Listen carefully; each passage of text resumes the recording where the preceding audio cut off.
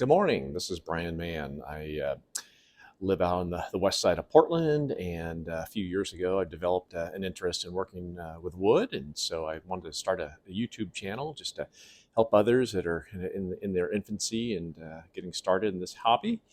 And so I thought today what I do is kind of show you around my shop, which is a three-car garage.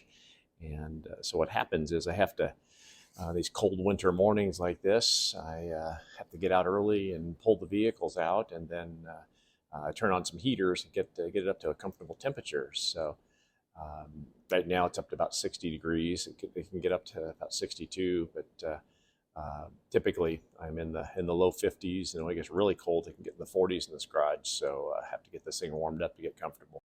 So here's what my wood shop looks like. This is the garage here, and I got a lot of different hobbies, so I got try to be efficient with my use of space.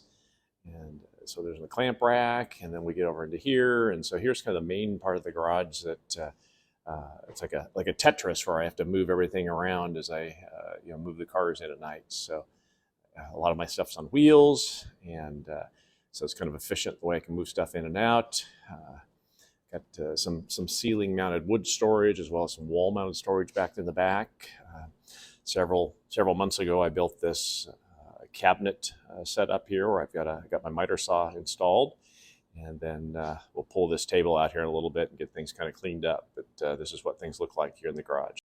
I mentioned earlier that I've got a table that I'm repairing for a lady that had purchased it from me a year and a half ago or so. She had water damage and wrecked one of the legs.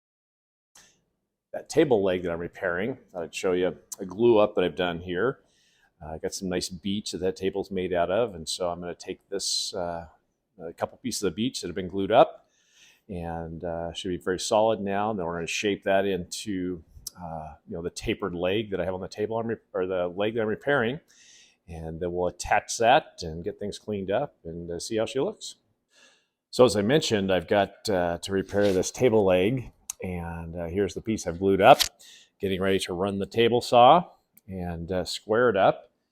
And then we'll have to use my tapering jig. And this is a table I built a couple of years ago to built in my SawStop table saw. And the thing about building some plans is to do something new and improved in that area, but just keep everything mobile, as I'd mentioned before. So here's my dust collection that I can roll out and around the garage and hook it up to whatever I'm working on. Well, here we are working on that table leg repair.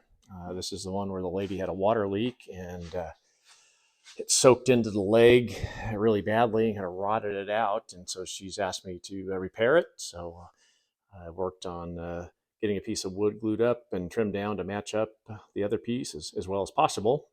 And kind of a challenging job. So we'll see how it all comes out once I sand it all down, kind of do a little filler, and hopefully I can get the stain to kind of match up as well as it can.